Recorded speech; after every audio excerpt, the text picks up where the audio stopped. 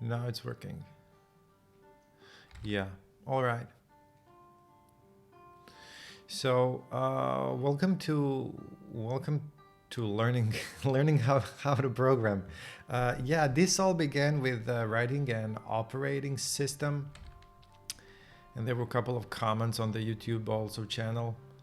Um, it's a really big thing to start like that, and also as I see there is much more. There is much. It seems to me there is much more content around C.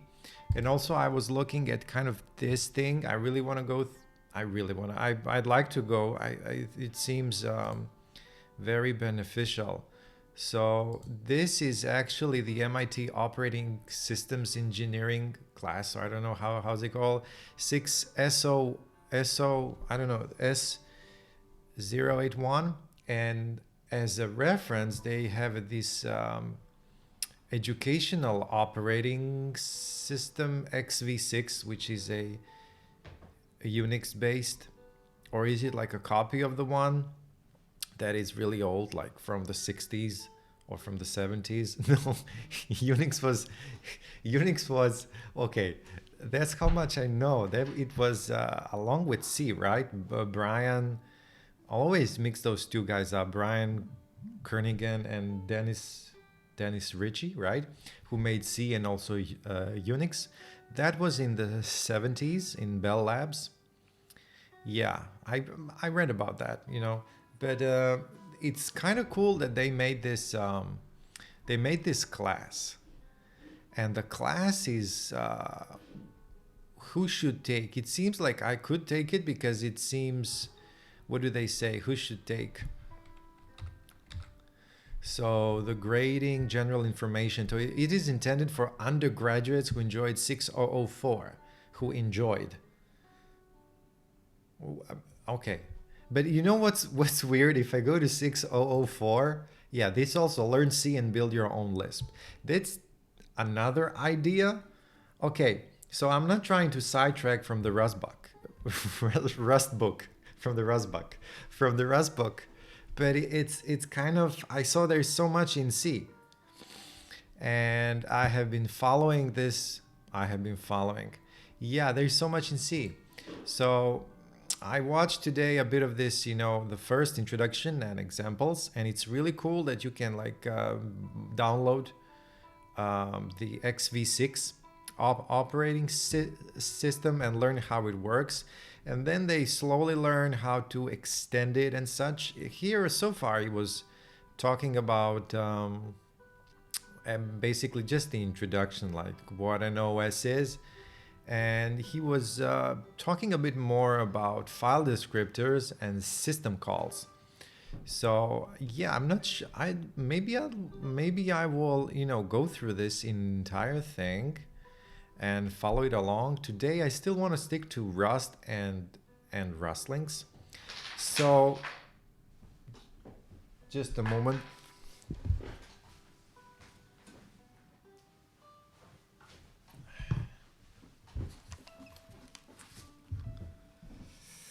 Yeah, that was kind of when I was thinking these 2 days.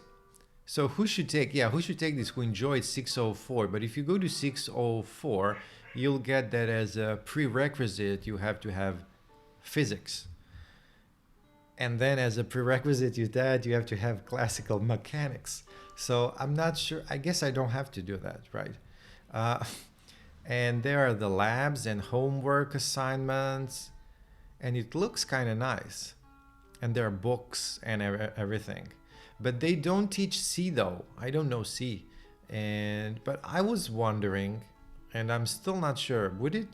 Does it make sense to first like learn C and then do Rust? Would there be more appreciation for Rust after learning a bit of C? So that's why I thought maybe I could do learn C and build your own Lisp. I know this book. I remember this book from 2014. And in this book, since okay, I have a thing for Lisps. I always like them. I always like them. That sounds so weird. No, I just like Lisp.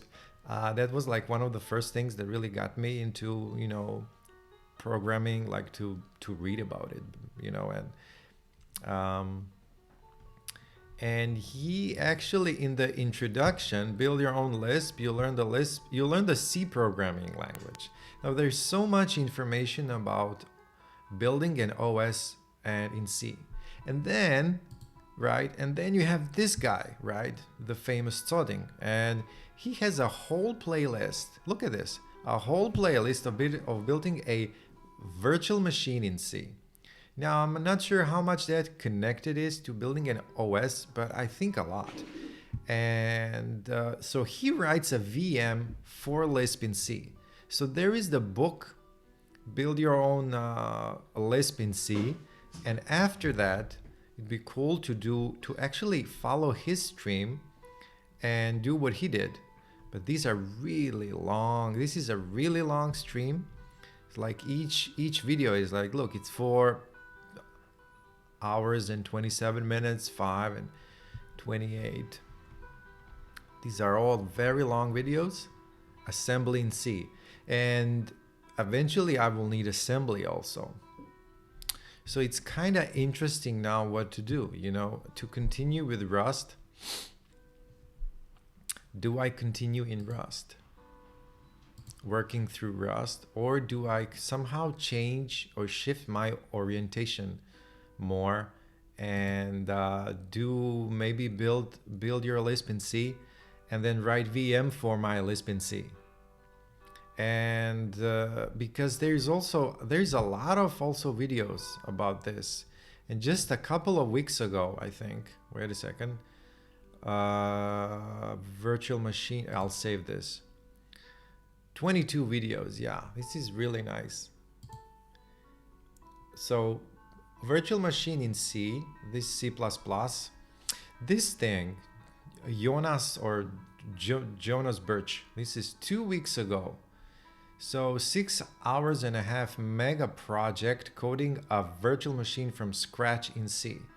It's interesting, like this is like a mega thing, 6 and 24 minutes. And there is also here, look, lecture, build a virtual machine, 1 hour and a half. Sodding absolutely wins here because every video is like 4, 27, 5, 28. So that's like 22 videos, 22 times, let's say 4 or 3 or 4. That's like, what's that? Well, it's like probably at least 100 hours.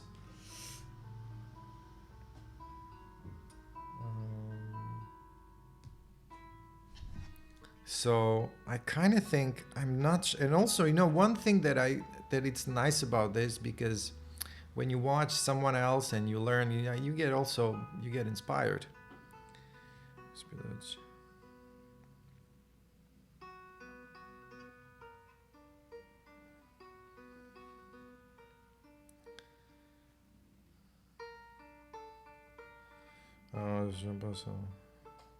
I got just an email from work, so I have to pause my stream. That's really.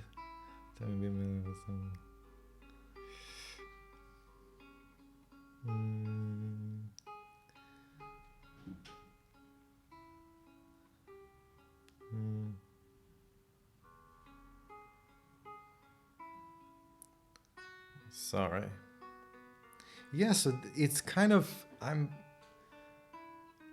look, I don't want to jump from this to that, right? I know I don't want to do that, and especially now when I put content online, it really helps me to stay on track. I don't know. Yeah, it is true.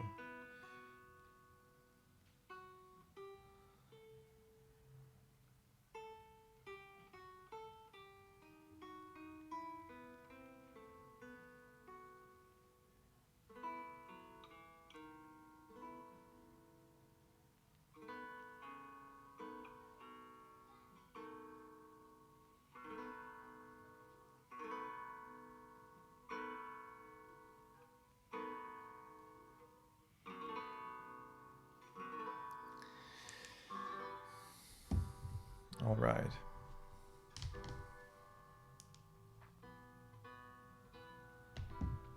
So what do we do, right? And sometimes you get stuck like this. Now the problem is to leave things out and then to start something new. And I've been guilty of that. And you enjoy this and you enjoy that. So maybe I'll still do Rust. And yeah, you see, now I'm in a bit of a pickle. Do I watch this? Do I watch this? Do I do build your own C? Well, that's what I was thinking. Maybe I should wait a little bit and be patient with this idea. It's good to have something. Yeah, actually, I'll take that. I'll take that approach, because this will eventually be a long-term thing to build an OS, right? And it sounds, we'll build an OS. It doesn't really sound so subtle, you know. It sounds kind of, but maybe again I shouldn't be self-defeating. Yeah. So what I saw and on what I read is that basically this should be done. This should be done because this is an educational OS. And even though it's old, I read some of the comments on Hacker News, I think. Even though it's old, someone says like, why to learn this? Why not learn something new? And because this is like 50 years old. Well, it's small enough, but that you can understand the whole thing. And you can read through the code and they document it. And it's an MIT class, right? It's an MIT class about operating systems. So I guess that really counts for something, right? So I've kind of to learn more about Git. So this is the lab, actually. We have to boot it here and stuff. So I guess I'll be doing that too. Maybe I'll go back to Rust now. And then I think I still have to, cook a bit this idea of or when to start this. Maybe I'll start today, or yeah, I'll see. I'll do a bit more Rust to repeat what I did last time. So I was doing Rust book. I was doing the Rust book, guessing game, right? Operating system and the guessing game. Yeah. And someone suggested to do also Rustlings. So if we Google Rustlings, now I have Rustlings is the greatest thing ever. So I guess I had no intention of learning Rust. However, I stumbled across Tauri and extended Rust just to get Tauri to work. I installed Rustlings on a whim, and I did the first exercise, then the second, then the third, then the 50th. These are so much fun. I may end up learning to code Rust solely because I enjoy taking an hour or so every night to complete a few Rustlings. Rustling is great. Not just do the bare minimum, do each exercise, and rather read the associated book chapter thoroughly. There's a chapter per exercise. You can also read alternatively the book with quizzes and whatnot. Only check the book. So yeah. Let's join Rust. So maybe let's do Rustlings. So let's check the Rustlings. It's funny, right? It started with build and OS, and then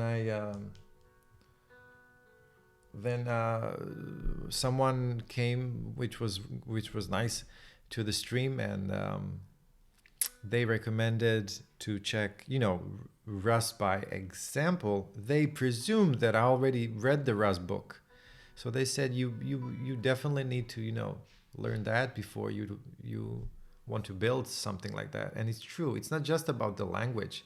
When you look at this, how a kernel works, what are the file descriptors, or how the whole thing works under the user level, the application level.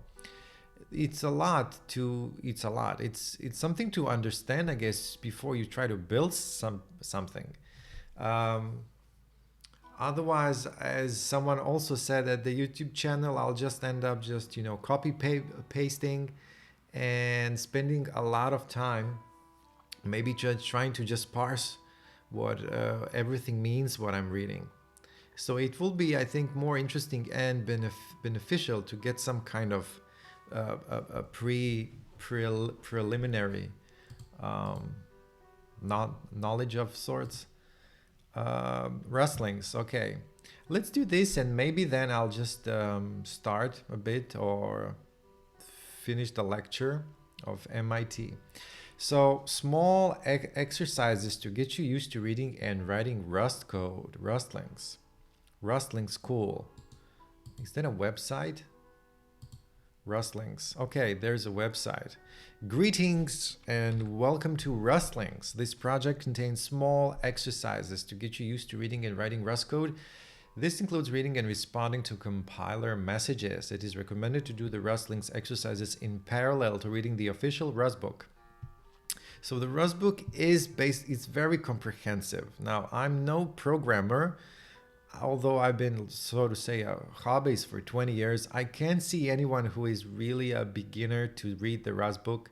I'm having difficulties, you know. I mean, it's just very slow, but slow in the sense of very comprehensive. Rust by Example is another recommended resource that you might find helpful. It contains code examples and exercises similar to Rustlings but online. Yeah, we did that, but that was really by example. It's almost like you need a kind of a example already in your head, and then this kind of reflects, so to say, like you compare your example that you have in your head as you know something with the Rust by example. I guess there's a certain, meaning in this title, which I'm not so sure what it means, but it's kind of, I felt like that.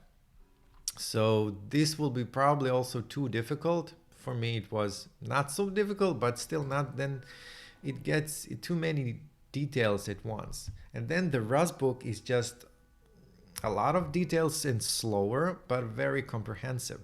So I'll try now with Rustlings along with the Rust book. And before installing Rustlings, you need to have the latest version of Rust installed. We do have that. You need GCC. We have GCC installing Rustlings. Cargo install Rustlings. So this is also what I was doing. I was kind of trying out, and along with also ChatGPT. So we had an example of the guessing game. So enter the first number, and then that was saved into a variable, and the computer printed that out. But here I tried to compute the sum of squares, but to put everything into a function, and then the main would call the get input that would, start the program with enter the first number.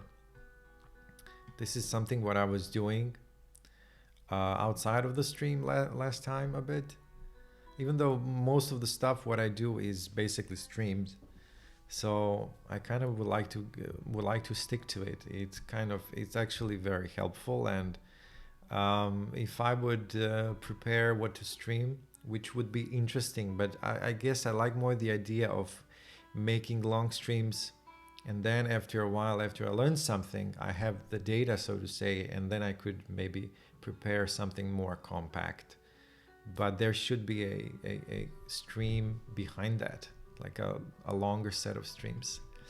Yeah, I don't know. It's just something what I'm trying out. Let's quit this Rust book. Ow. Rust by example, Rust book. Okay, let's make a new, or I don't have to make a new directory. I can just do cargo install Rustlings. So fetching, downloading, rustics, building. All right.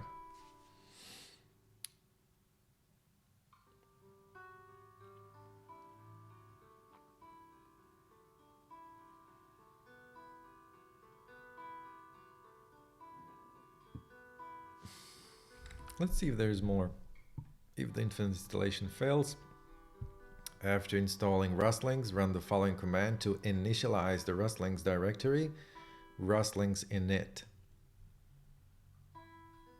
Now, do I have to go inside? These are like little things, but it's like, if the cd Rustlings. No, I do not, I guess. If the command Rustlings can be found. Now go into the newly initialized directory and launch Rustlings for further instructions on getting started with the exercises. Now this will wait.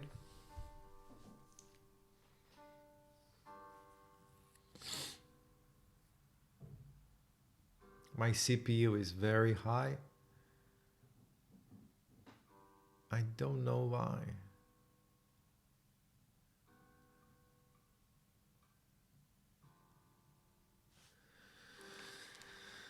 All right. Okay. So now it says to do rustlings in it. The program Rustlings is not in your path. You can make it available in an ephemeral shell. This is interesting. I'm on Nix.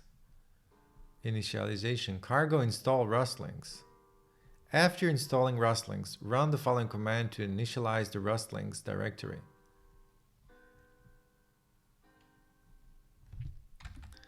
So, Rustlings. Did I misspell something? Cargo install Rustlings. That's interesting. You see, I'm on Nixos, which most people are not, I guess, so this problem would not appear. But I just did Rustlings in it, and the program Rustlings is not in your path. So this is something with cargo, I guess. You can make it, but there is in Nix packages, there is a Nix package called Rustlings. But cargo install, why this didn't work? If the installation fails, make sure you have the latest Rust version by running rustup update. Try adding the locked flag cargo install Rustlings locked. Otherwise, please report the issue. Really? Rustup. Let's see if I. Yeah, I'm curious if there is Rustlings, Nixos. How to set up Rustlings in Nixos?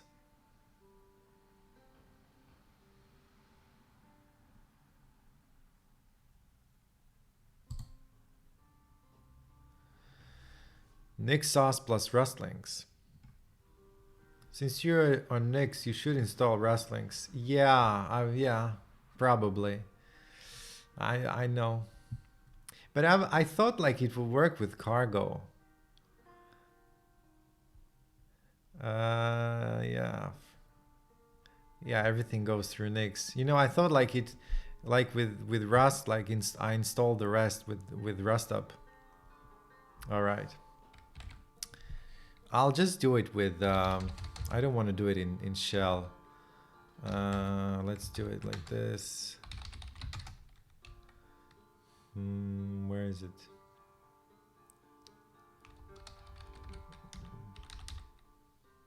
Rustlings.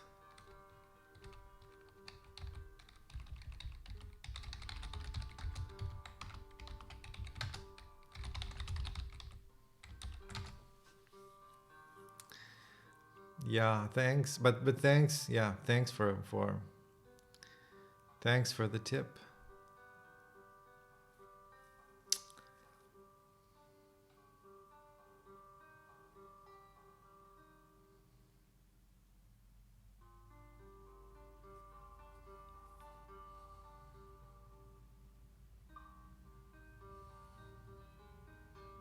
I wonder if like it would be faster to install Rustlings with Home Manager, but I guess there is no, you know, I don't think there is a, or if Flake, or if a Flake actually would be faster. Nixos tends to be slow when you rebuild the whole thing. Shell would be faster. Yeah. Yeah, I should really do that and not add stuff into configuration.nix. I should write a default.nix, and declare, I don't even know, I, I don't know how to do that. But to write a default.nix and to name the project Rustlings, and inside to write, you know, Rustlings, and maybe should I add GCC? I don't know. But I think I'm gonna do that next time, because this takes a while every time when I add something. Yeah, this isn't really the Nix way.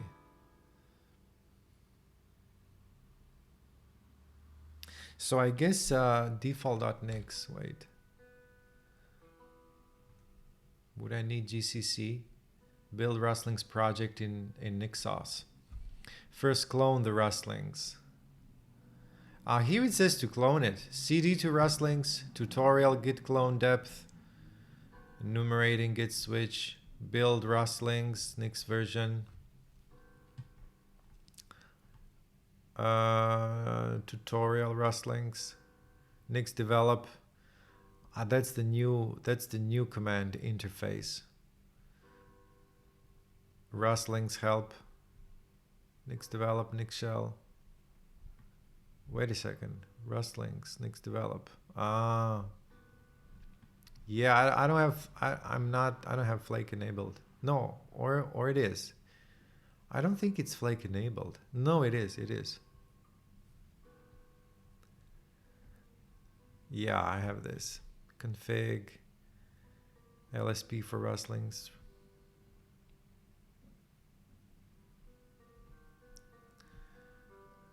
Yeah.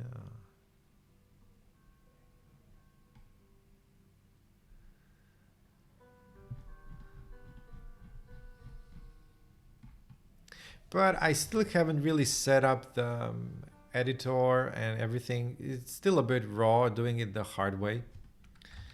But, you know, that's how it is for now. Code Rust by example. Now I have Rustlings. So what do I do now actually? Build Rustlings project. Do I just do Rustlings? Welcome to Rustlings. The exercises directory couldn't be found in the current directory. If you are just starting with Rustlings, run the command rustlings init to initialize it. All right, rustlings init. This command will create the directory rustlings, which will contain the exercises. Press enter. cd into rustlings. cd into rustlings. And then run rustlings. Run rustlings. The program run is not in your path. It is provided by several packages. You can make it available in an ephemeral shell by typing one of the following. So I guess I need run. What would I need for a default.nix now? This is the thing with Nix. You start with something and then you end up doing something else. Wait. Okay. Let's see if chat knows that. I want to start a project, a default.nix, and practice rustlings. What do I need for it? You were supposed to type rustlings by itself. Really?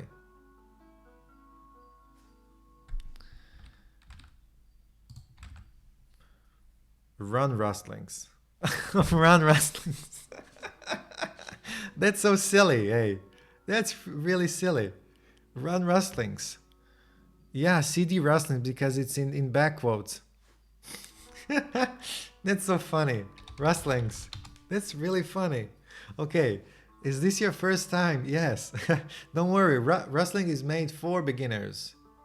By beginners. No, it's not. We're going to teach you a lot of things about Rust, but before we can get started, here are some notes about how rustlings operate. The central concept behind rustlings is that you solve exercises. These exercises usually contain some compiler or logic errors which cause the exercises to fail compilation or testing. So it will be like find an intruder kind of a thing. It's your job to find all errors and fix them. 2, make sure to have your editor open in the Rustlings directory. Rustlings will show you the path of the current exercise under the progress bar. Open the exercise file in your editor, fix errors and save the file. Rustlings will automatically detect the file change and rerun the exercise. That's cool. If all errors are fixed, Rustlings will ask you to move on to the next exercise. If you're stuck on an exercise, enter H to show a hint. If an exercise doesn't make sense to you, feel free to open an issue on GitHub. Really? Or ask ChatGPT. No, that's not written. We'll look at every issue, and sometimes other learners do too, so you can help each other out. Please enter to continue. Checking the exercises. Exercise done. The remaining exercises contain a compiler or logic error. The central... No, that's... Exercise done. Intro. When done experimenting, enter N to move on to the next exercise. This is cute. Progress. This is very nice. They really, you know, it's cute. Next hint, list, quit. Well, I like it so far. All right, let's do next, right? Or hint. Can we do list? Let's try list. Pending intro 2. There is an intro 2. Variables. A lot about variables and functions. Functions come and go. If there is an if, okay, if quizzes, primitive types. What do we get then? Vex, I guess, are these like vectors? Or maybe this is something like lists, a type, some kind of a list that has some kind of thing. Move semantics, structs, enums, strings, modules, hash maps, quizzes, options, errors, generic traits, quizzes, lifetimes, tests, iterators, Bach, args, macros, clippy, from, int. All right, that's cool. We have, we can do it like this: continue, reset, filter, pending, quit the list. Let's quit the list and let's go next.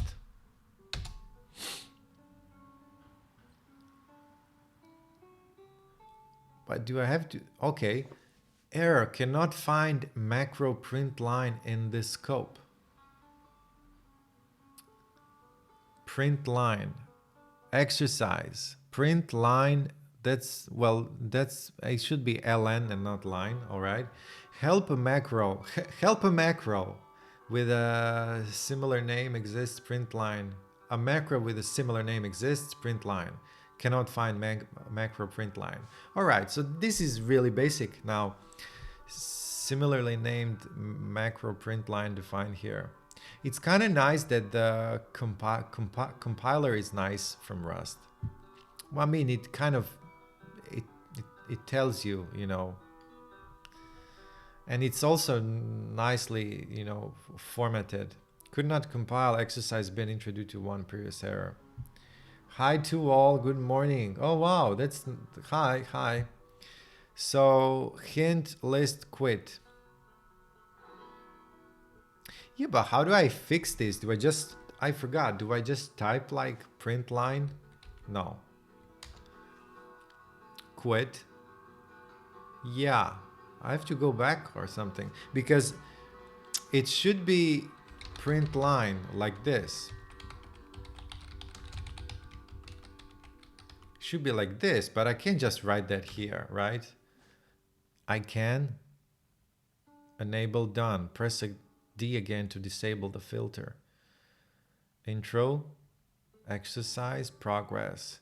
Now I should, yeah, you see, I probably missed something. Enabled Filter done. Press D again to disable the filter. Why would I disable the filter? State done. Press D again to disable the filter. Pending. So continue. Done. Intro. Continue at reset exercise filter done pending quit. You open the file and make your edits there. Yeah, continue at. But now what do I do? Look, the N is not also working. D open quit continue at. Continue at. All right. You mean I open the file here? This one. And then save it and then continue here. You should have Rustlings watch open in a separate shell and editing exercise in other. All right, wait, I'll open up a shell. I'm here. Oh, this is console. Now, too bad I'm not on i3 now. Will I have to use my mouse now? It's kind of... Maybe I could do it with... wait. I could open Alacrity, I think, maybe. Maybe I should do it like this. Or I could open up a new window. No. A new window? Yeah. I can also open up a new window. Yeah, I can do it like this. All right. When you save Rustlings, we'll reload. Yeah, okay. So exercises, I think it's 0 intro. Intro 1 we did. Intro 2 RS. When you save exercise file, Rustlings will reload. Yeah, to do fix the code. Yeah, okay, print line, hello world. And checking the exercise, please wait. So we changed the print line to print ln. Exercise done. When done experimenting, enter N to move on to the next exercise. All right, we did the first thing. That's nice. This is cool. All right. When you say, thanks, you should have Rustlings watch open in separate shell. All right. Okay, next. Well, I didn't wait. Ah, okay. Next. No, next. Split horizontal. Yeah, that would be better. Yeah, I just switched to GNOME a bit because I reinstalled this and now I don't. Can I do it like? Can I switch? Maybe I should be in like Tmux. Maybe I should open this in Tmux and then. But now I have to learn that. How do I split this? Look at this. I have wait. I installed this GNOME extension, but it's kind of works funny. Edit layouts. Look at this. Edit layouts like this. I don't have a... How to edit? No, I don't want to start to edit. Start editing. Look at this. What? Like this? How do I do... No. And now what? Is that it? No. Cancel. Maybe there is a here. New window. No, there isn't. So much for the console. Yeah, I should probably install Tmux. Or go back to i3. Yeah. I'll just do it like this, I guess.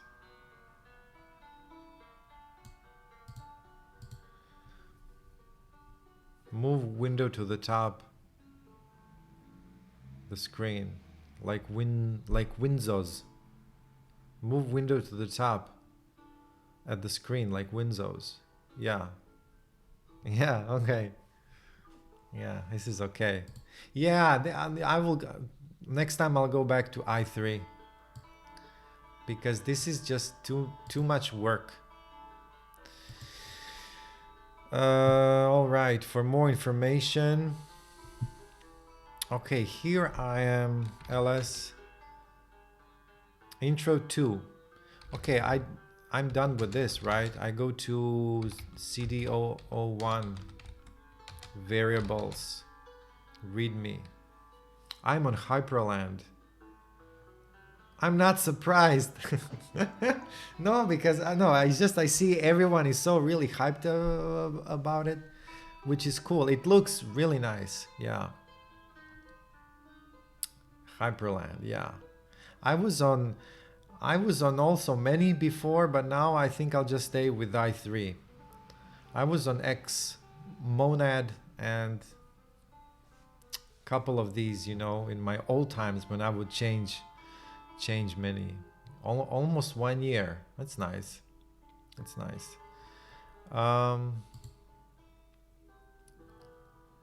Readme. Okay, so wait a second. Here is it. Well, now it's small, this kind of. Okay, cannot find a value x in this scope. Exercise 01, x is 5.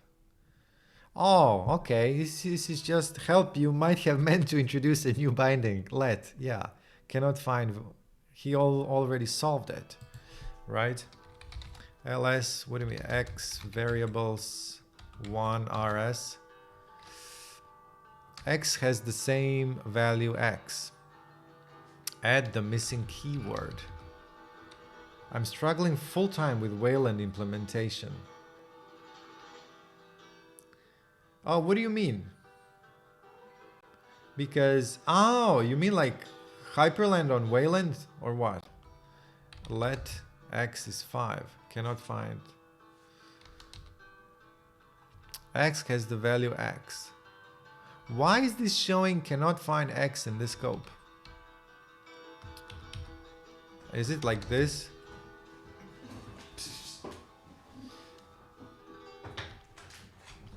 Ah, you see, I don't know this now. Look at this. Wait a second. Or this could be a problem with Helix, I think. Look, if I save this, now it works. It's like slow.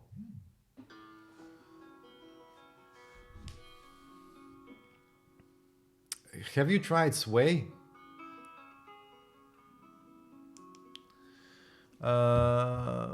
This x has the value of x. Yeah. No, it's just with Helix is like he sometimes has to reload or I don't know what. Let x is 5. All right. Did it show current status? X has the value 5. Solution, next. Okay, next. But it says also that I should check the book. I should check the book next. Maybe I should check the README of this chapter.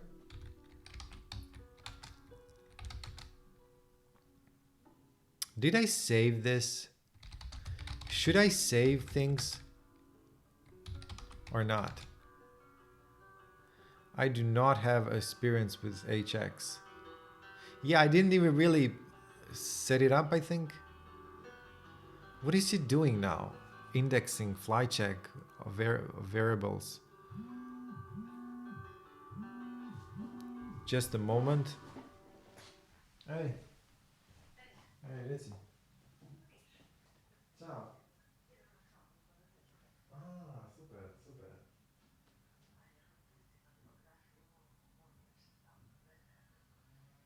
Aha. Kako je? Je, ful je zima. Ful je zima.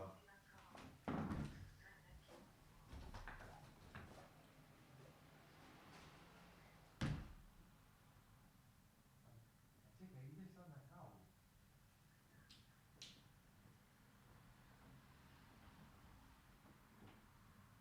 Ideš malo doma. Tamo dolje.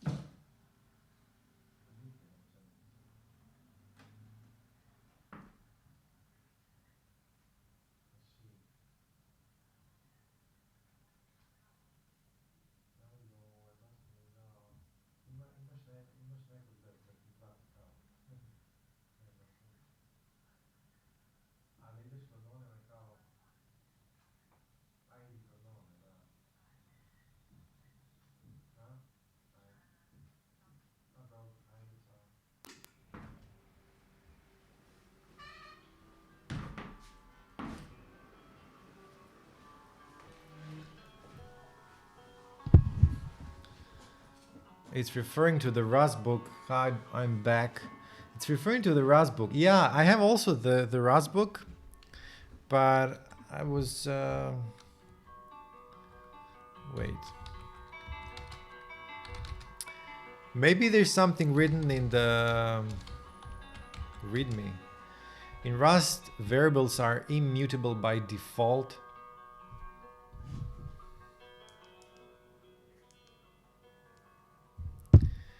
When a variable is immutable once the value is bound to a name, you can't change that value because it's immutable.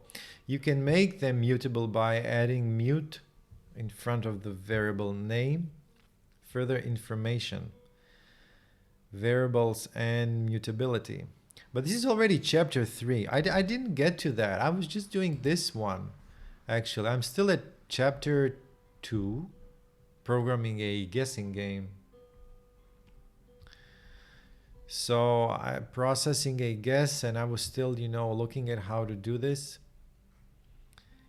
And receiving user input, cargo build. So he's sending me to this one. Will it open? Wait, Rustlings. Let's close this. Open link. Not found. Oh, we have a link in the wild. I should probably report this or what, right? Wait a second. Chapter 3, variables and mutability. Yeah, that's a dead link. Nix also has this problem with dead links. They use the same this MD docs or what? Looks like you've taken a wrong term. Chapter variables. Why is this?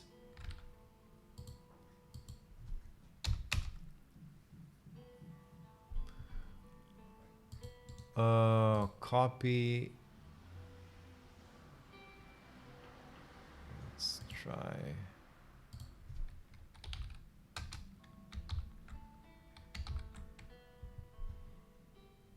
It's incomplete.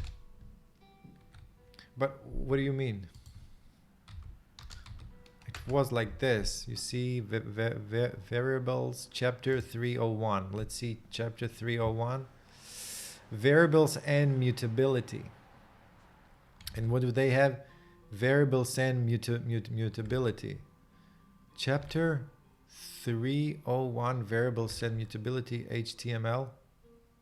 So why did this didn't work? HTTPS doc. Chapter 0301, variables and mutability. It's weird.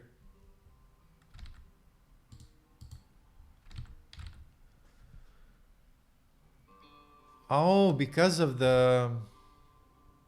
Look at this. Yes, it's like a new line. It didn't connect or why it didn't?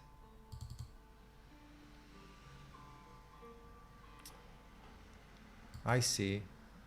It's not seeing the rest.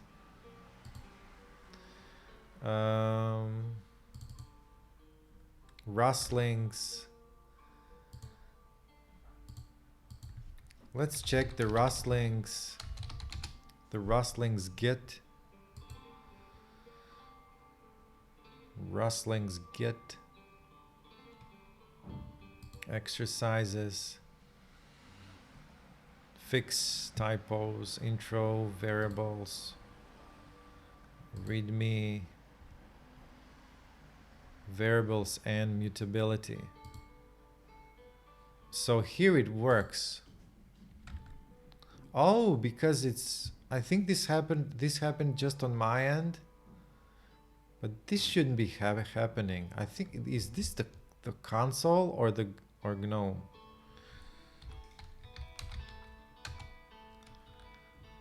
Let's try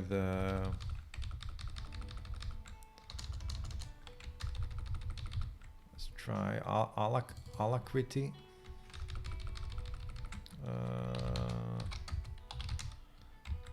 Rust exercises. What is it? CD01 variables. Bat. Or is it bat? Could be bat. Yeah, now I can't even do it with not found. Yeah.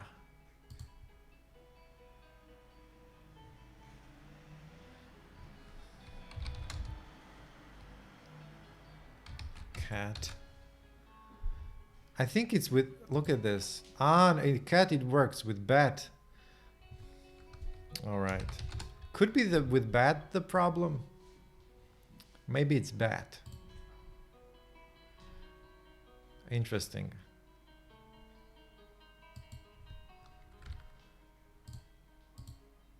Yeah. Well, okay.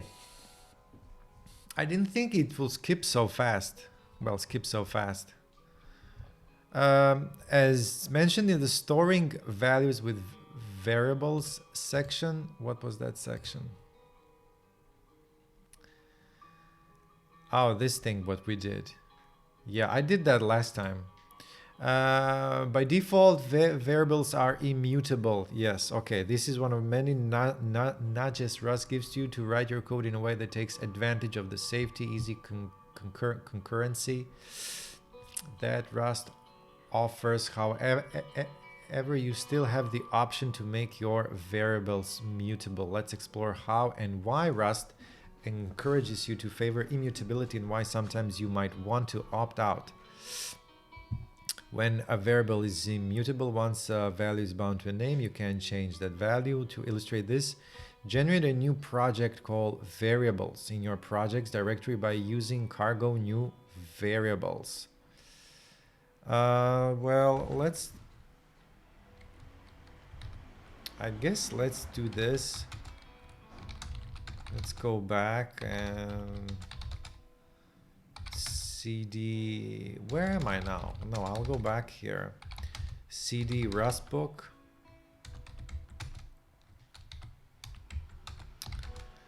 Guessing game, practice. Cargo new variables. Variables, CD into variables. Let's open up this. This takes a while. So, and replaced its code with the following code, which won't compile just yet. So we have hx. We have something here. Okay, hx main rs.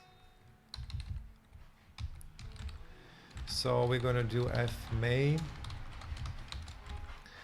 And did I put space? I put space. So we have let x is 5. And print line, the value of x is x. Print line, the value of x is x. Is this correct? Yes, I just have to put a colon here. And like this. And then we do x is 6. Yeah, but this is wrong, right? Print ln, the value of x. But why do I do this? Okay, 6. The value of x is x. So save and run the program using cargo run. You should receive an error message regarding an immutability error. Oh, really? Oh, because it changed. Yeah. Cargo run. Title page. What do you mean? Title page? Title page.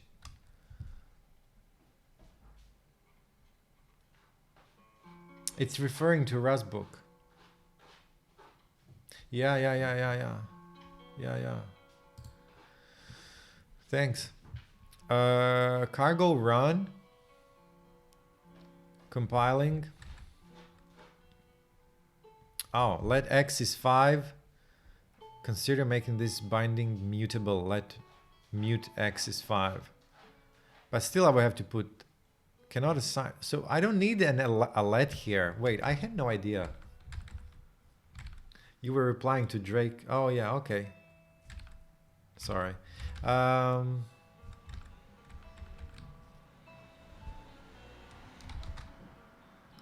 Main RS. So if I do main RS and I do this, no, I cannot. Cannot assign twice.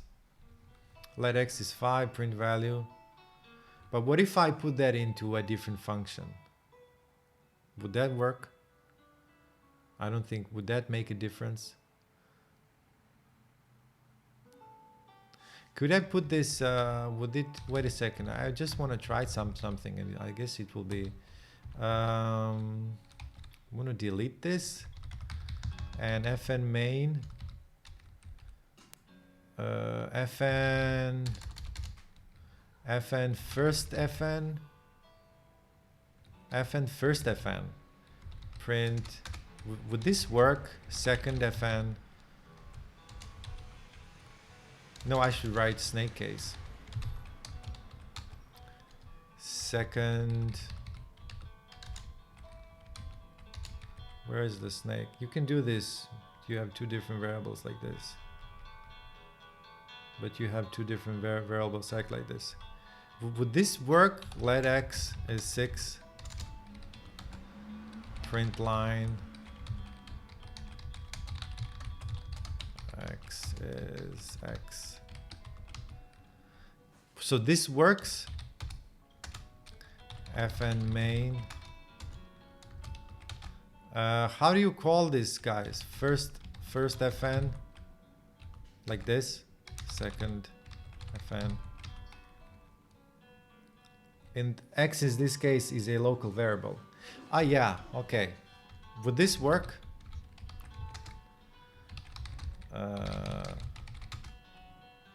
Yes, it works. The value of x is 5, the value of x is 6. But it's a local, but it does have the same name.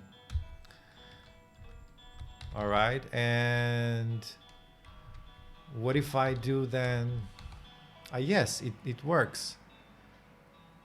It works. fn main, fn second. Let.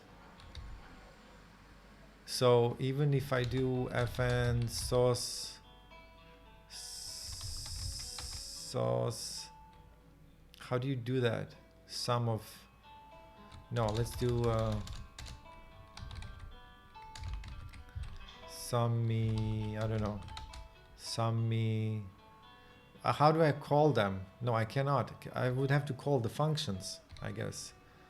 I don't know how to do that, right? First fn. No, I cannot do it. I cannot just add functions. No, I don't know how to do this. Yeah.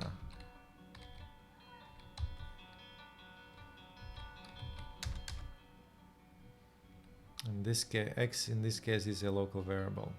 All right. Okay.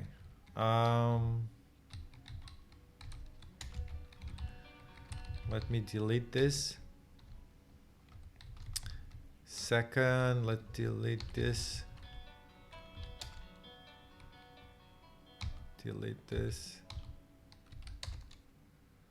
Let x, and this will be main.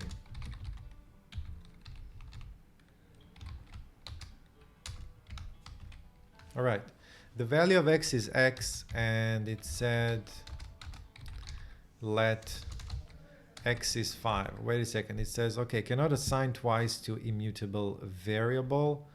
This example shows, is there a return statement in Rust? Return x or so. Look, this is also correct. Permalink to the playground. Let's see this.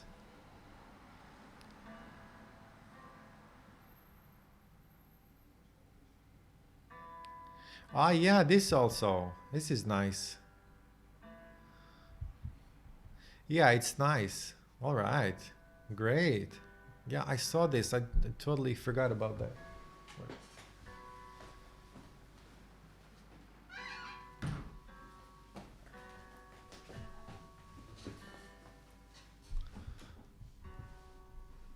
In my case, you are over creating X. What was I reading? This example shows how the compiler helps. This is not the correct way. Sure, that works, but that wasn't the intended solution that Rustlings wanted for this exercise.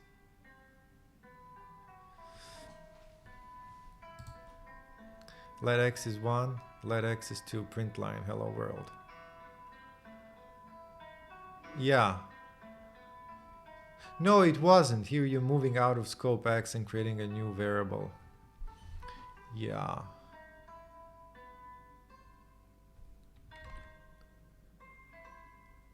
So what did they, wait a second, let's check the book. You received the error message cannot assign twice to immutable var because you try to assign a second value to the immutable X variable. I will give you a tip. Let X is not mutable. No, it's not. I think I know that. Yeah, right. You would have to add mute. It's important that we get, if you mean that. I don't know if you're saying that to me. It's important that we get compile time errors when we attempt to change a value that's designated as immutable because this very situation can lead to bugs. If one part of our code operates on the assumption that a value will never change, and another part of our code changes that value, it's possible that the first part of the code won't do what it was designed to do. Yes. The cause of this kind of bug can be difficult to track down after the fact, especially when the second piece of code changes the value only sometimes. The Rust compiler guarantees that when you state that a value won't change, it really won't change, so you don't have to keep track of it yourself. Your code is thus easier to reason through. Yes.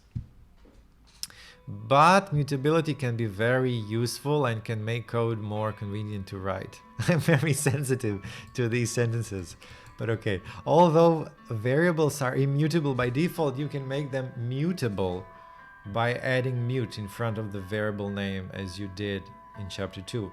Adding mute also conveys intent to future readers of the code by indicating that other parts of the code will be changing this variable's value. Yeah, the thing about this, how do you follow that? Like, after how many mutes do you lose track of them? Okay, this is just me, you know, thinking out loud. For example, let's change source main rs to the following. Let mute x is 6. But you know, I thought you'd need let in both cases. So this runs without let. Why does it run without let? Let mute and x is 6. Print line. The value of x is x. So wait, I said I will, yeah. I did this.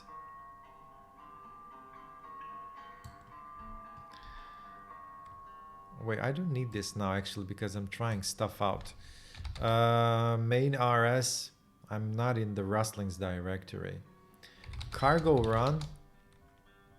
The value of x is 5, the value of x is 6. You can have only one mutable reference.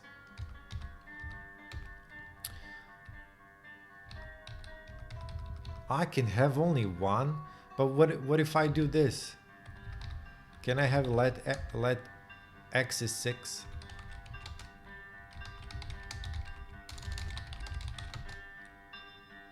The value of x is 5. And if you have ownership of x, you can mutate it. The value of x is 5, the value of x is 6. But what's the difference between this now? I have let x is 6 and let, why would this be different?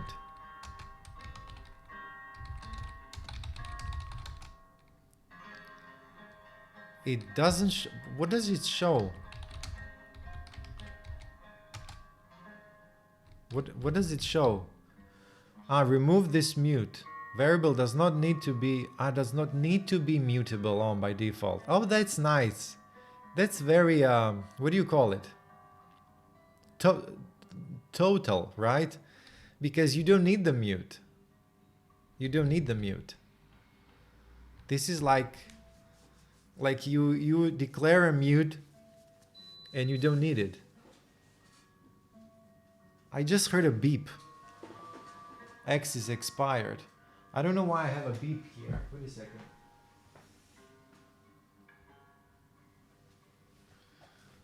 We just changed a bit something in the kitchen and now I hear a beep, so I'm not sure what's beeping. On line 4, previous X is expired, and on let X is a new variable. Yes. But yeah. But he says you don't need mute. If I have it like this, that works. The second let X is shadowing the first. You use mute if you want to modify the first X of the same type. Yeah. But it's like you have to, like this. Yeah. If I put Y here, then probably it will work. No, it will not work. No, I have to change it here also. Now it should work. No, it will not work. Because I have view. It does not need to be mutable. Yeah. Okay.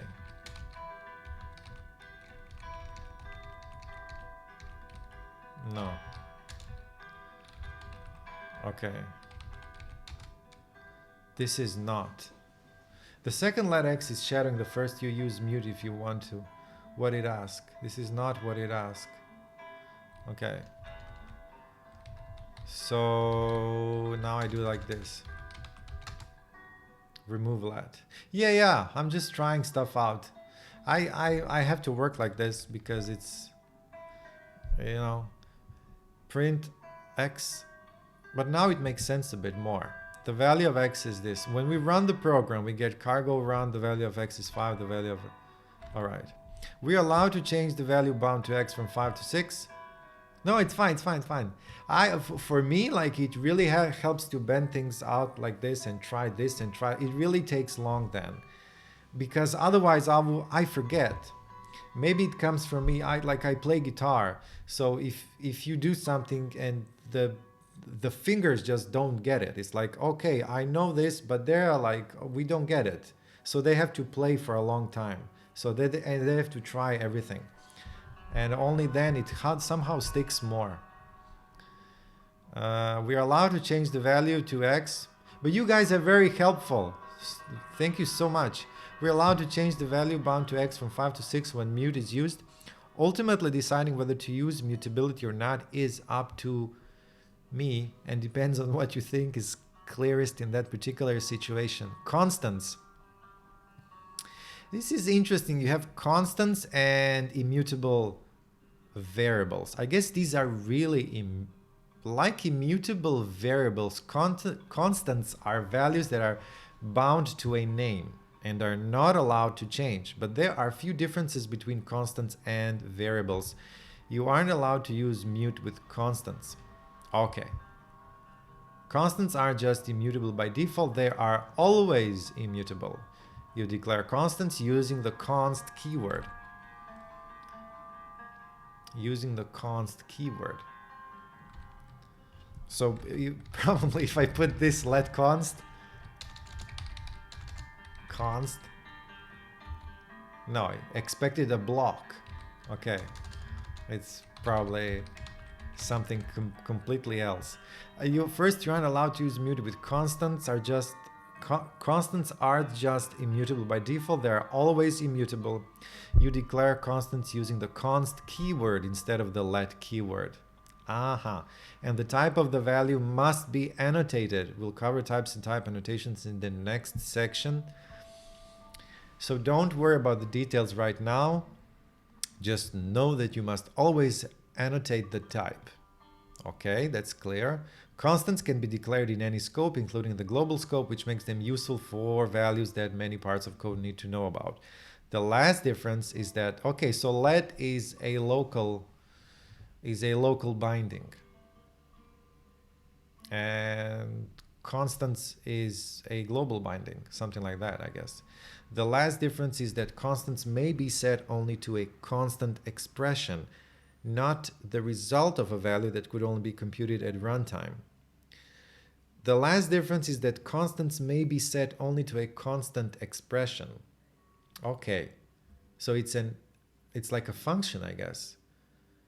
Not the result of a value not the result of a value that could only be computed at runtime. So that cannot be a constant. So like, yeah, but why is that the last difference? Here's an example of constant declaration, const 3 hours in seconds.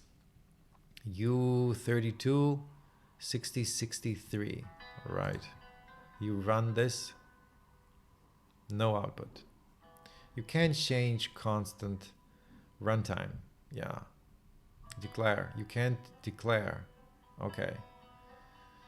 The constant's name is 3 hours in seconds and its value is set to result of multiplying 60 by 3. Rust's naming convention for constants is to use all uppercase with underscores between words. That's kind of... That means I have to enable my caps lock. I always have that disabled. The compiler is able to evaluate a limited set of operations at compile time, which lets us choose to write out this value in a way that's easier to understand and verify rather than setting this constant to the value 10,800. See the Rust reference section on constant evaluation. 10,800. 3 hours in seconds. Okay. For more information on what operations can be used when declaring constants, constants are valid for the entire time a program runs. So now it's like, okay, wait, there's more. Constants are valid for the entire time a program runs, within the scope in which they were declared. And maybe I'm not supposed to read so far. Maybe I should go back to Rustlings. Within the scope, this property makes constants useful in your application domain that multiple parts of the program might need to know about, such as the maximum number of points any player of a game is allowed to earn, or speed of light. Yeah, this is about constants. Shadowing.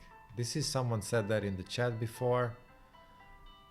Yeah, shadowing the first. As you saw in the guessing game, I still haven't finished coding this guessing game. I should finish that also. You can declare a new variable with the same name as a previous variable. Rustasians say that the first variable is shadowed by the second. Oh. So the first one is shadowed by the second. Yes, because the shadow is on the first one. I guess that's the English expression. So the second variable comes and like puts a shadow on the first one, which means that the second variable is what the compiler will see, and the first one is in the shadow when you use the name of the variable. But if it's in the shadow, in effect, the second variable overshadows the first, taking any uses of the variable name to itself until either it itself is shadowed or the scope ends. Oh. You relay remind me 1 year ago. But this sounds messy also, right? We can shadow a variable by using the same variable's name. So if the second one expires, the shadow will be removed and the first variable will shine, right? Will shine. So if the second one expires, what if you forget about the first one? Yeah, well, we can shadow a variable by using the same variable's name and repeating the use of the let keyword as follows. So when you repeat the let and let, okay, let x is 5, let x is x plus 1, and let x is x plus 2. Print line, the value of x in the inner scope is x. You can change scope like this. That's nice. The value, so this will be probably 4. No, this will be let x, x is 5. Wait.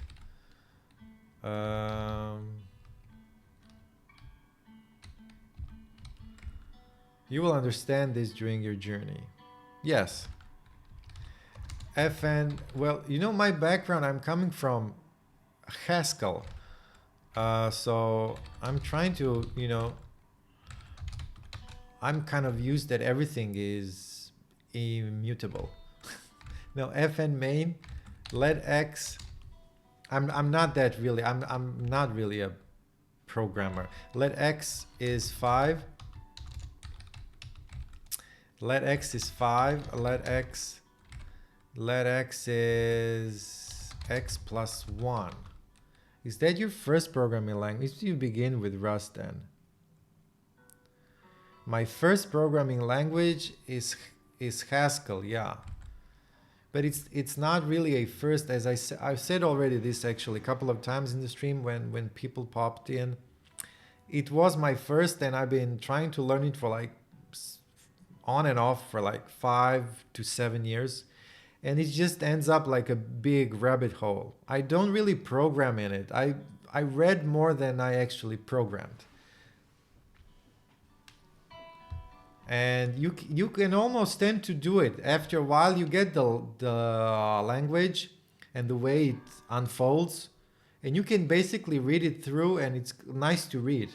And then you sit down and you have to write something, and you don't really, you cannot really solve a thing. So this is the first time that I'm trying to learn how to program. So yes, I am a professional. I'm not a dev in real life. I just started my journey with Rust 1 year ago. Some PyScripts. Oh, all right. How is Rust? How is Rust after Py? Studied also at university. Good luck. Nice, nice, nice. Thanks. IFN main, let x 5, let x x plus 1. So this is, wait. Let x. So this is opening up a new, I'm not used to Rust. Let x is x times 2, and print line PyScripts before Rust. The value of x, the value of x in the inner scope, yeah, that's the inner scope, is x. So now we have like the inner scope, and this is the outer scope. The outer scope, the value of x is x, right? The value of, no. So let x is 5. So wait a second, let x is 5, x is 5. Let x is x plus 1. So we overshadowed the 5. So this means that this here, so this means that this here means that x is now 6, actually, not 5 anymore. So, but wouldn't that mean that the x is 6? So that means here the inner scope, let x is x times 2. If x is 6 times 2 is 12. So the value of x in the inner scope is 12. And the value of x is 6. If I can make some sort of auto promotion, this is my result coding Rust for 1 year. If you per me, I will share a link. Auto promotion, this is my result. Yeah, sure. I guess, yeah. What's per me? No, Sorry, if the value of x is the value of x in the inner scope. So if I do right, if I do sh cargo run permit, yeah, oh yeah, the value of x in the inner scope is 12. The value AO, oh, that's a typo, is 6.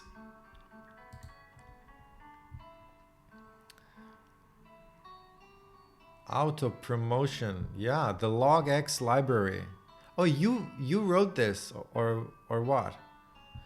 You wrote a crate. I guess that's like the first, the big, stepping achievement, or what, when you write a crate.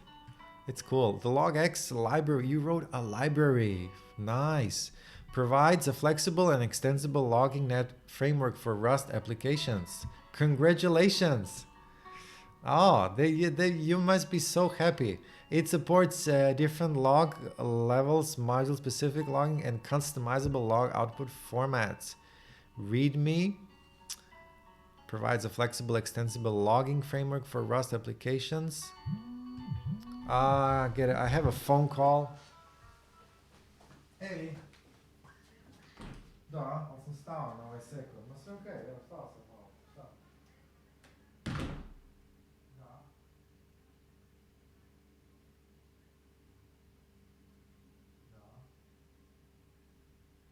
Dai, è sicuro. Devo girare tutto. Ufali się są, mogli te ugutu i to. Ale widzę. Pa ne mora biti jako bilo. Mislim, ja recimo znam da ostali u sobi, ono ja ne čujem dugo znam. Čekam. Da ćeš biti u stanu.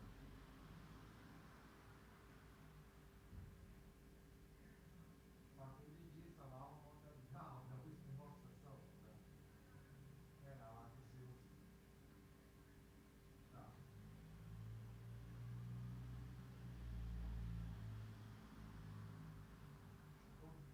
Dobre dane.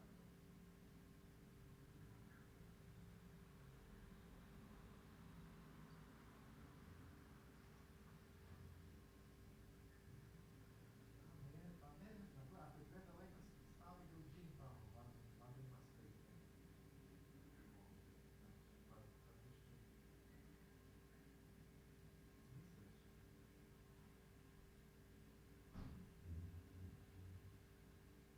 A to je Zoom. Što je Zoom?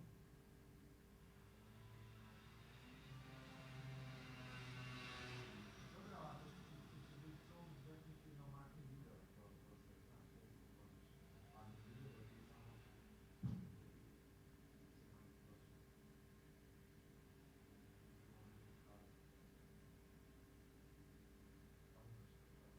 troši.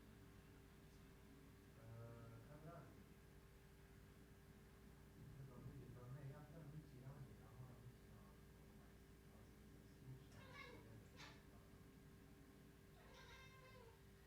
Da. Ja ću na film. Da, ideš.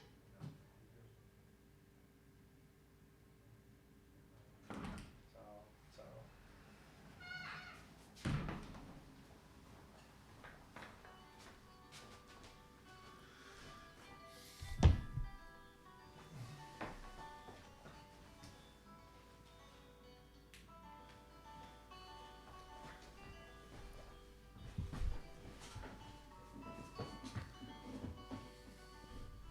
Is he native? You mean me?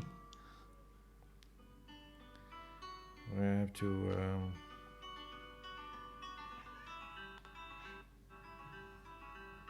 I'm doing like, a couple of things at the same time. So.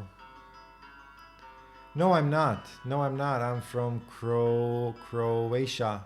Also, streaming from Croatia. Um,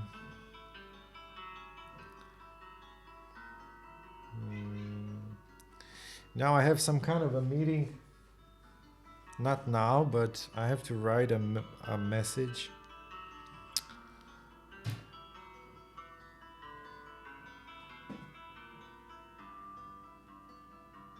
Mm.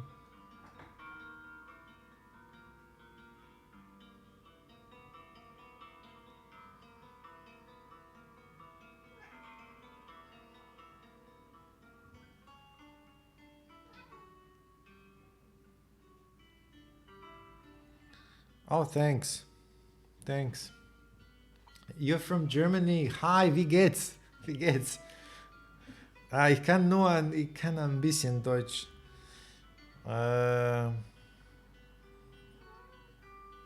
Eigentlich, ich habe in Salzburg studiert. Why am I talking German? It's still strange for me. I mean, it's not strange for me, but streaming is kind of new. I would upload stuff. I would record myself. And upload to YouTube. Ah, ciao Italia. Come stai? Come stai? No, but it's just now when I stream, it's kind of the vibe is so different, but so nice. Wow. Danas imamo sastanak u 13. Danas imamo sastanak u školi. Može li milion?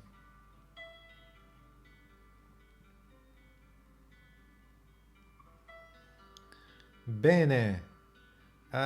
Tutto a posto? No. No, I don't really speak Italian. Actually, where I live, many people speak Italian. I'm from Pola, so here it's a lot of people speak Italian. I don't, not so much.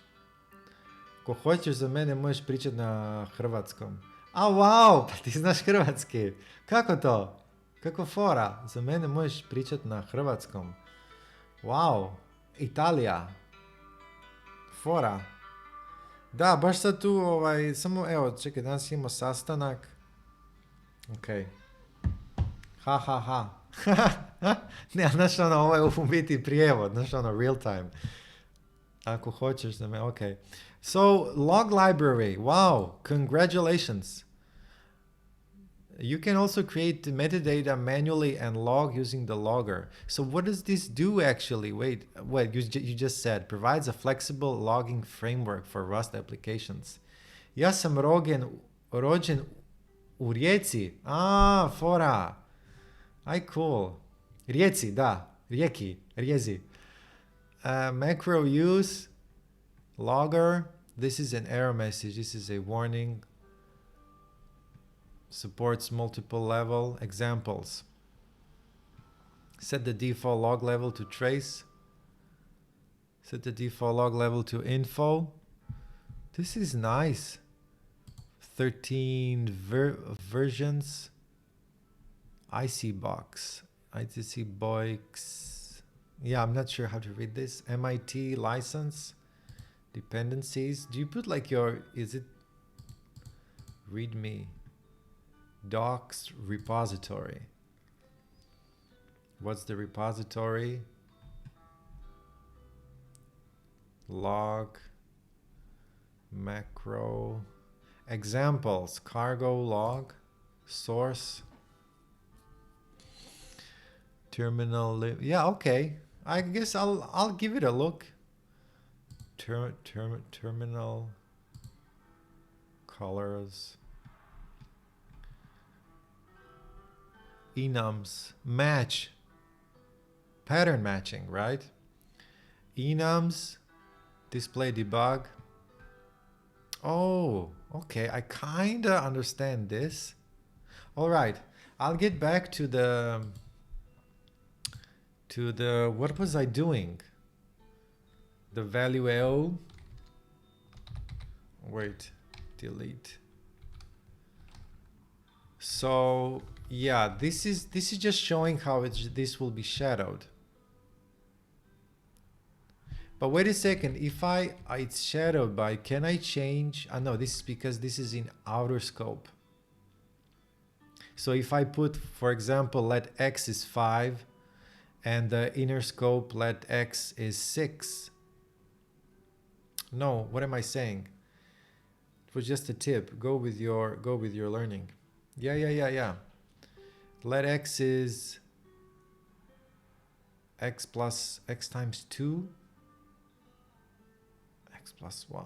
Yeah, okay, wait, I think I was, where was I? Variables. Okay, this program first binds x to a value 5, then creates a new variable x by repeating let x, taking the original value of adding 1, so the value of x is then 6. Then we did an inner scope created with the curly brackets. The third let statement also shadows x and creates a new variable multiplying the previous value by 2 to give x a value of 12. So this is also called shadowing, even when it's a different scope. I thought, yeah, I was like, that's an assumption of sort. I thought like you shadow within the same scope.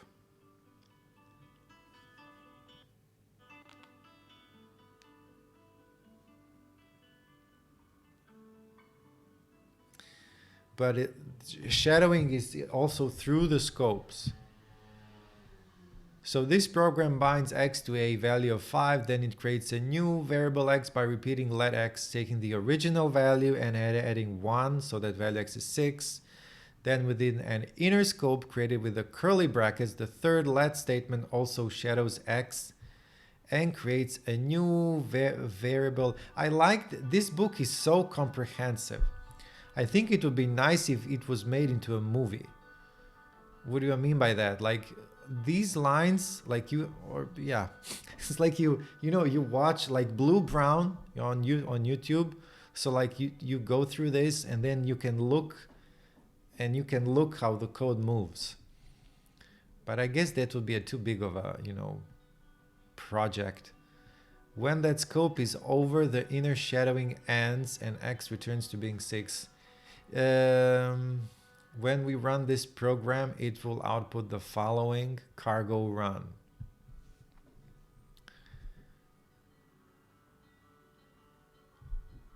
Yeah, okay, that's clear. Shadowing is different from marking a variable as, so you use the word marking as mute.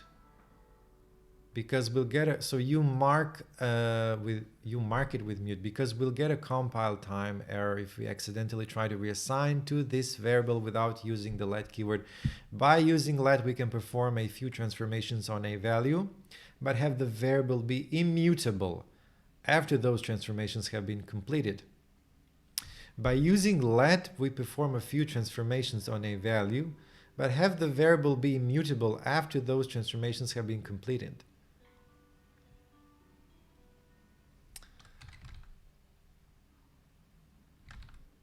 So we can perform a few transformations.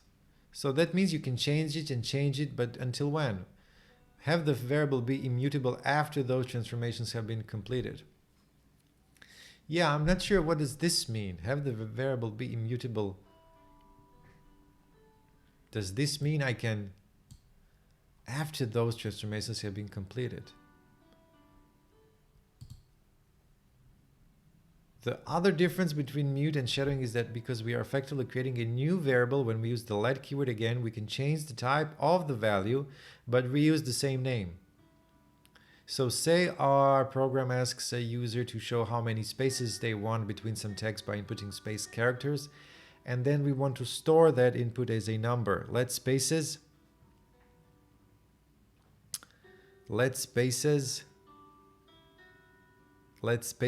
spaces len. This is like in Python. That's all I know from Python. Like you I guess you chain like this. One function, then the next function, or what? And then we want to store that input as a number. The first spaces variable is a string type, and the second spaces variable is a number type.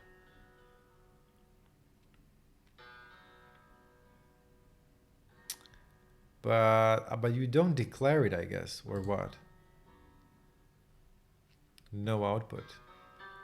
So shadowing thus spares us from having to come up with different names, such as spaces string and spaces num.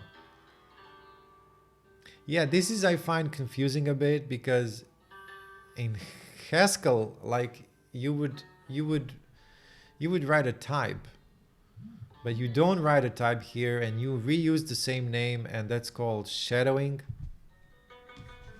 This is kind of...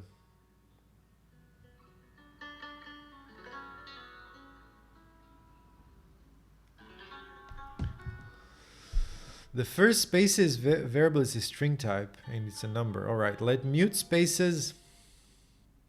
However, if we try to use mute for this, as shown here, we'll get a compile time error. Let mute spaces, spaces. This does not compile. The error says we're not allowed to mutate a variable's type. Yeah, I'm not sure how you declare types then. Is it declared or is it not declared? Let spaces is what? This is a... Why would... Maybe I should just skip this for now. Let's look at data types.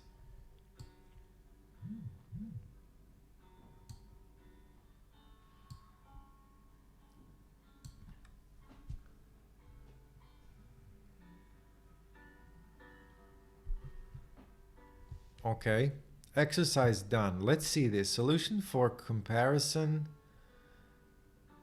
Where was I now? This is getting kind of... Will I save this? No.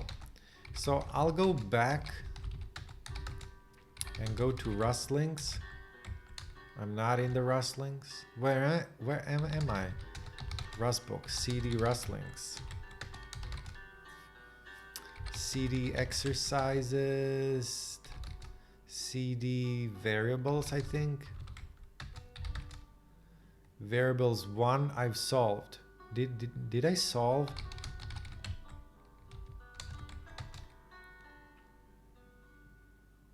I did. So now I have to do variables 2. All right.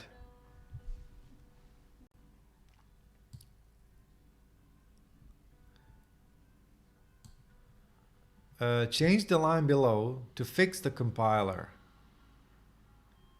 error. Okay. Oh, if then else here we have. So let x. But what do you mean let x? Can I just... Oh, like let x. Let x what? I thought like let binds always. If x is 10, consider giving an explicit type. Print line x is 10. Else x is not 10. Okay, but then I can just look let x is 5, right?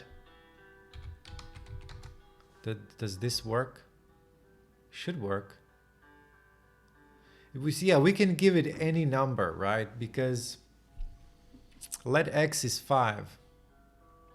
We cannot have a let statement, just let x. X is. If x is 10, yeah, let always binds the argument or the parameter to some value. I guess the argument to some value, yeah. X is 10, x is not 10. So if we run this,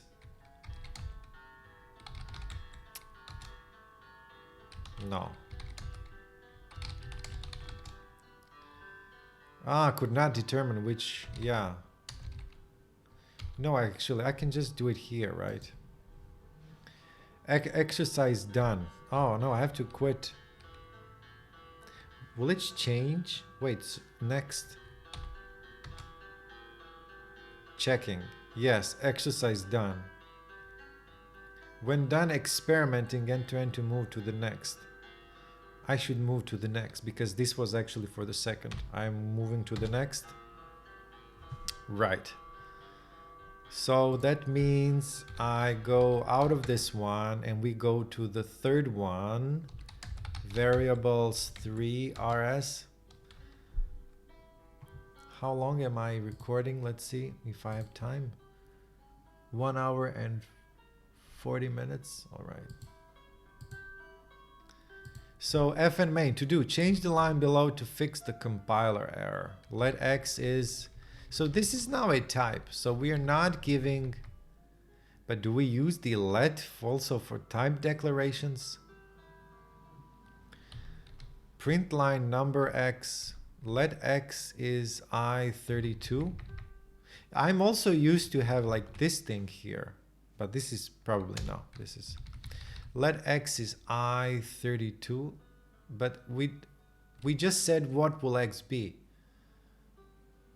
A type of a number. What kind of a type of a number? But it should be, so we can do it here in the same line. Yeah, so x is a what do you call this? I forgot. What kind of a type, like what kind of a number, but the value, we didn't give it the value. So print line x, and then I guess x here, right? No, print line x.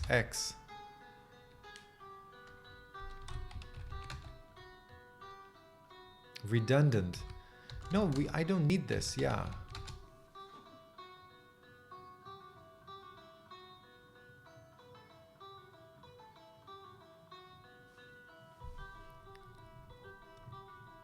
Lurk meetings. Are these some kind of commands for Twitch with exclamation mark?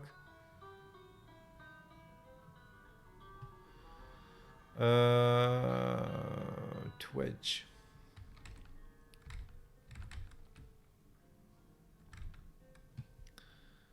Okay, so let's go to the next one. Error, cannot assign, let's go here also. QHX variables 4, I guess. To do, fix the compiler error. fn main, let's see it without the compiler error. fn main, let x is 3, okay. Print line number x, okay. X is 5, don't change this line, okay. Print line number x. Oh, yeah. So my first reaction is I have no idea. So let x is 3.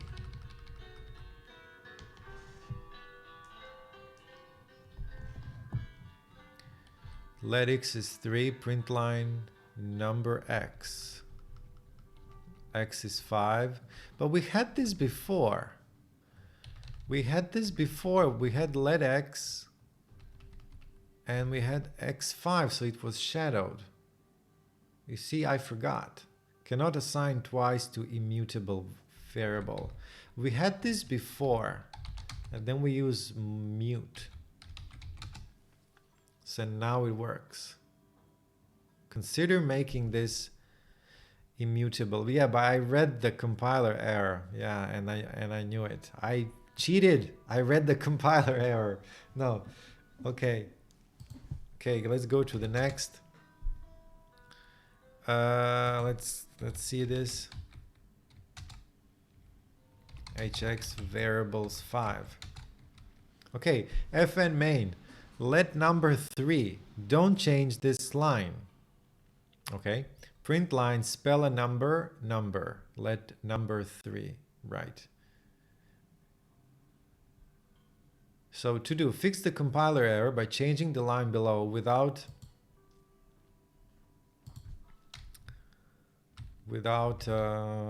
what? Without renaming the variable. All right. So number 3, let number 3. But is this the same problem? Oh, I cannot change it. Don't change this line. Yeah. So it works without, it works. But look at this compiler error. Why does it? Okay. Fix the compiler error by changing the line below without renaming the variable. So we cannot rename this. We cannot rename this number plus 2. Wait a second. Okay. And what does the compiler say? Could not compile exercises due to 2 previous errors. Mismatch types. Oh, don't change this line. Expected due to... Because let number... Yeah, that's a string. And this is a number. Expected string found integer. Cannot add integer to string. Oh, because here is adding a number to 2. Number plus 2 is string and integer. So it's not using this number. But what if we put this fixed by changing the line below? So the first idea what I have is to put this in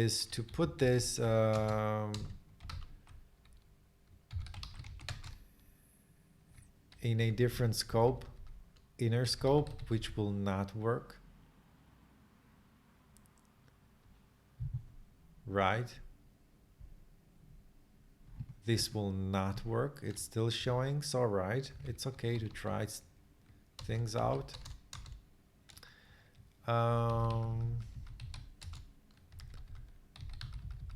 Wait, like this.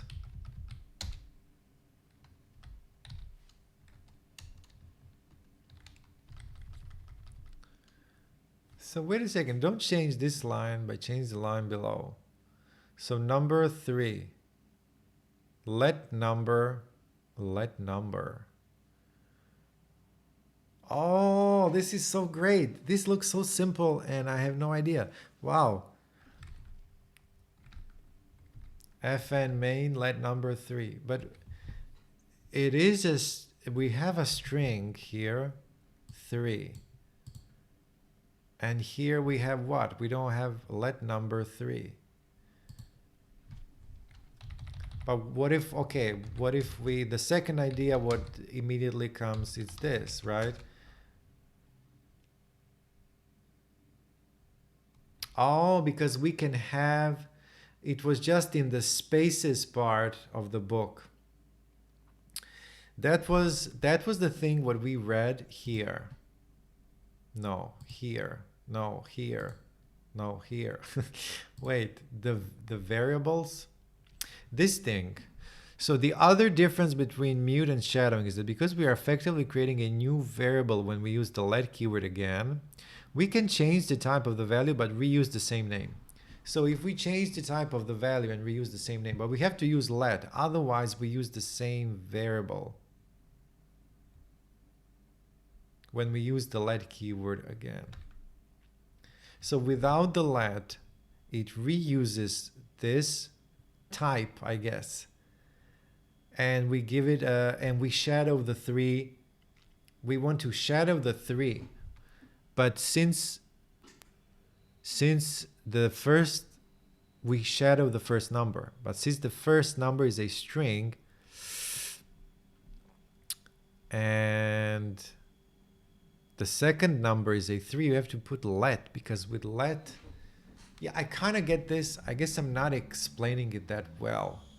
Number plus 2 is, because now it works. Solution for comparison variables. When done experimenting, enter n to move on to the next exercise. Solution for comparison. Can I open this as a link? Fn main let number, spell a number. This is using variable shadowing. That's what we read, yeah.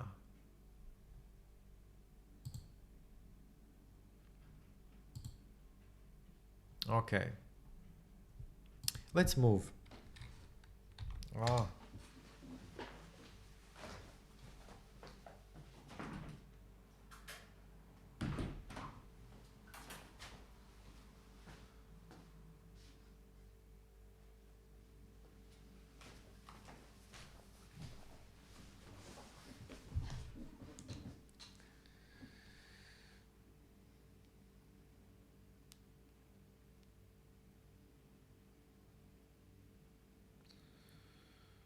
So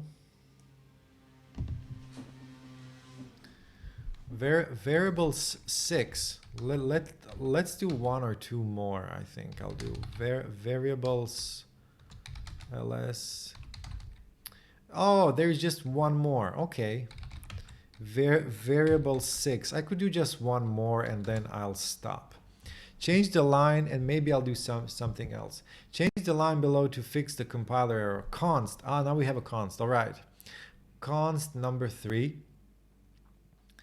fn main print number.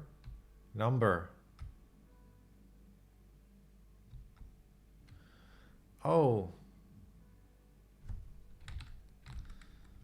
So what does it have? Error could not compile exercises due to one previous error. Help, provide a type for the constant. So constants need to have a type defined. That's what I const. So const number, I guess you just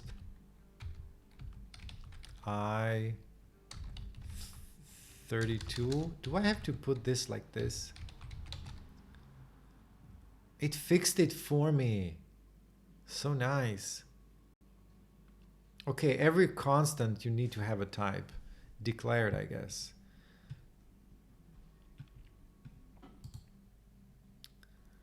Next. Enter next and so I think now I went to functions. Nice. No, I did quit. So now we solved the variables. All right.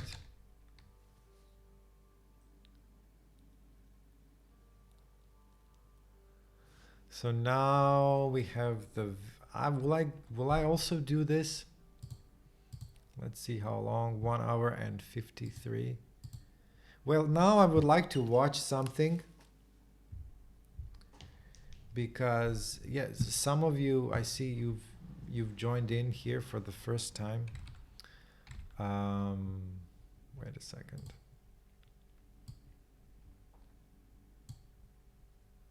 Oh, this is not really. Quit. I'll quit now. Rustlings again. So what's the time? It's 10 o'clock. Yeah, I'll stop now with this and I want to check again. So I've started this again to build an operating system of sorts. Anyway, to just start in that direction. And there is this MIT lecture, fall lecture, introduction and examples. So I'm just going to watch this. And from read. It either may return the number of bytes read, which would be 6 in the case of me typing XYZZY. Read might be reading from a file. If it gets to the end of the file and there's no more bytes, read will return 0. And then yeah, the thing is, I just want to try to. I'm still not sure if I should do this now or if I should do this after I do Rust, because this is about C. It has XV6, a simple Unix-like teaching operating system. I'm not sure. I think I'll wait a bit. I think I will wait a bit with this. Should I do this also on stream or not? Not sure. All right. I think I will stop now the stream, and I have to do some stuff. So I want to thank everyone who dropped by. It was very nice. And hope to see you again, and bye-bye. I'll just write here, bye-bye, bye-bye, thanks everyone, all best. Thanks everyone, all best. So I'll continue next time actually with the second part with the functions. All right.